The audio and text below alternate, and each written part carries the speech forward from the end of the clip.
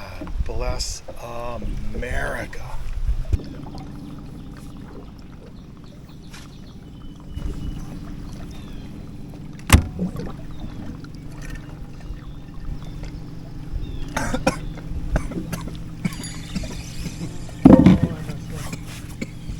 Running at me.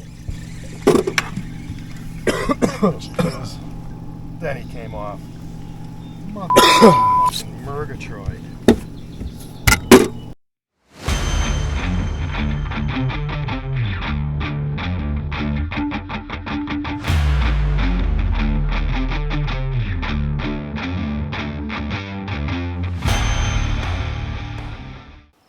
Hey, so how easy is it to get spun out in a tournament? Start the day off with a break off, start the day out with some misses, run into some adversity, people are on your first spot, you name it. To start a tournament, in tournament fishing in general, you can have things happen to you in a course of a day that can really spin you out. And how you handle that, how you manage that, maybe how you're prepared to deal with certain things that can be pretty common in happening, can make a big difference in your performance. And I'm recapping this tournament we had last week, and from that opening clip you can see we ran into some adversity.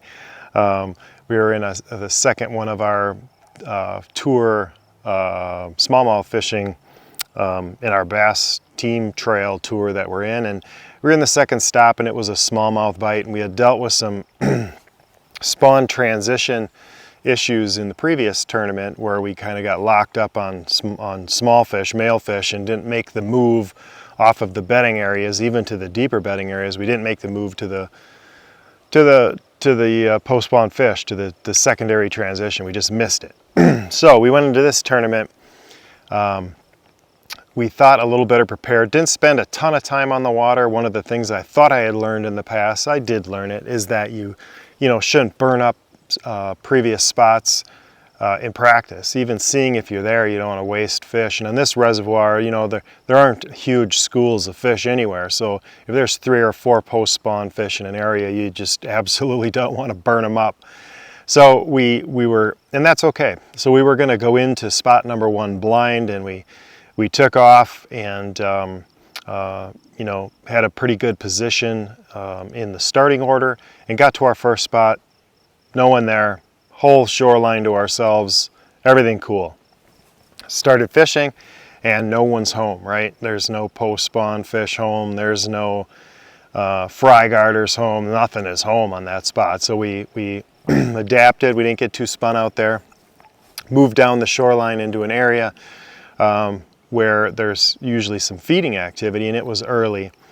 And so smart enough to start with a topwater bait. Just show what I was using here. I had an Evergreen JT95 silent walk the dog style bait. This is an excellent bait, by the way. Silent. It was pretty calm and quiet, and it was morning, and I didn't want to make a ton of noise, although we wanted to call them up. It was shallow, so I opted to go with the silent bait. And sure enough, second, third cast, big blow up, 4.5 pounder, spins around that bait and puts scales on all 3 of these hooks. Bananas.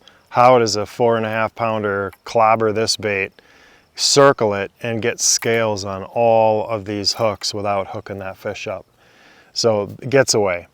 Have a, fish a little bit more, have another blow up down in that end of the lake. Misses the bait. And so, didn't think anything of it, followed up with some other lures. We didn't catch anything. Things were kind of dead. There really wasn't a bottom feeding bite, and we were throwing Neds and Senkos. One of the other baits that was a player for us in the particular tournament was the 4-inch wacky rig green pumpkin Senko, just like it is for hundreds of other people, at dozens of times of the year, a pretty money bait. But was throwing that as a follow-up, and got several more topwater misses, and just kept throwing this bait. Just kept throwing it, just kept throwing it, just kept throwing it. And struggled all day long, put 3 fish in the boat, at different times of the day. You know, at that point you're just fighting to try to get a limit because you can see that the feeding bite isn't going to happen. You know, I had some bad luck in my mind with the topwater bites, and was, you know, starting to get a little spun out and not really listening to the surroundings. And if that's one thing you can do, is the fish are going to try to tell you something, and they did try to tell us something that morning. They were trying to tell us that they wanted to eat a topwater, and what I missed was that they didn't want to eat that topwater.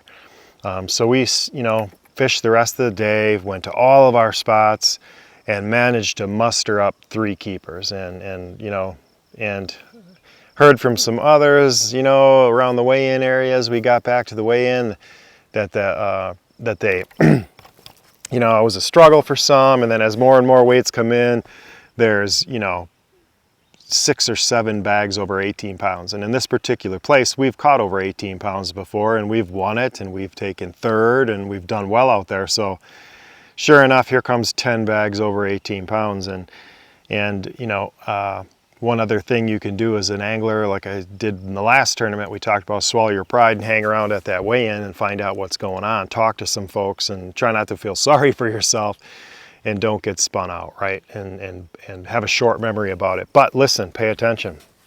So everybody's catching fish on topwater, right? And so I'm thinking I was throwing topwater. Alex threw something topwater. I think he threw a chug bug. You know, a popper style chug bug bait. And I was throwing this little silent stick bait. And so yeah, we thought we did it. We thought we tried topwater. And you know, as we were going through to the weigh-in and kind of going back to our boat, and there was some boats around us, and just looking at some of the rods laid out on the deck, there were boats of more successful teams that had literally had 10 rods of topwaters laid out on the front of their deck. And we had, you know, I had my 1, and Alex had his 1, and that's all we tried. We didn't try a whopper plopper. We didn't try a spook style bait, either a junior or the original one. You know, and then when we get a blow up, we followed them up with a sinking bait. We didn't follow up with like a, you know, a hair jig or something that was more, you know, grub, or a hair jig or something swimming towards the surface as they were feeding up for our topwater. You know, we followed up then with a sinking bait, and maybe that wasn't the right game plan. So learned a lesson that these early summer post-spawn smallmouth tournaments and these smallmouth reservoirs that we're fishing up here in northern Wisconsin, it's a topwater deal, and you better be prepared to figure out which topwater they're eating. And it could be any one of the 10 types of topwaters. And when they give you the clue and they blow up on your bait and miss it, and they blow up again, and you see a 4-pounder surface over there, that you just don't ignore it and throw a jig. You know, and that's kind of what I did. And kicking ourselves, we learned definitely because we pay attention and we hung out, but and talked to some folks. But just being observant and then looking back and seeing how the fish spoke to us, you know, you gotta listen. You gotta kind of get past your game plan, and you have to kind of fish in that moment and figure out what's going on. Fish blowing up everywhere, they want to eat a topwater. You're just not showing them the right one. Get your tackle box out and start throwing different lures. If you don't have enough topwater rods ready, you know, if you don't have 10 of them that you can set out for every, you don't have a rod for every particular, you know, type of topwater bait, but you have a topwater rod, you know, put a clip on it, something that doesn't mess up your action, and just start switching out topwater baits until you get to the one that they want. And that was the lesson. Also, move more, don't get married to a spot. Although we were around fish, and I think if we'd have had the right combination of things ready to go, we could have gotten, you know, maybe half of our limit there, and probably fairly decently. But get on the move and establish that topwater pattern, see where it's happening, and then start applying that to other places on the lake. Don't get spun out with, we fished here before, we fished there before, and that's kind of what we did. We fished some memories, we didn't listen to the fish, and then we got a little bit spun out and then started scrambling for a small male limit and got 3, and you know, there goes that day for us. So we had fun. I was fishing with my son. It was Father's Day weekend, so still was all good. But if you're a tournament angler, have a short memory, but in terms of how poorly you think you did compared to others, and the ego thing, let that go out the side door. Have a good memory about the conditions and about the lessons that you learned, and we'll see if we can apply that moving forward. Got another one this upcoming weekend, home body of water, so prime time to get stuck in a rut and fish memories. We're hoping that we can fish loose and free and kind of fish the conditions that are presenting themselves, and maybe rely on memory for locations to go apply patterns to, and see if we could be more successful. So hope that helps you kind of keep things in focus, and maybe entertained by a couple of the line breaks and snafus. It's happened to all of us, happened to the best. And we'll maybe report on some better tournament standings here in some upcoming videos. But bass fishing is fun. It's all about the puzzle. Even when you fail, it's all about learning from it. So that's it for this week. Thanks for checking us out. Please like and subscribe. It helps out a lot. And we'll talk to you guys next time on the water.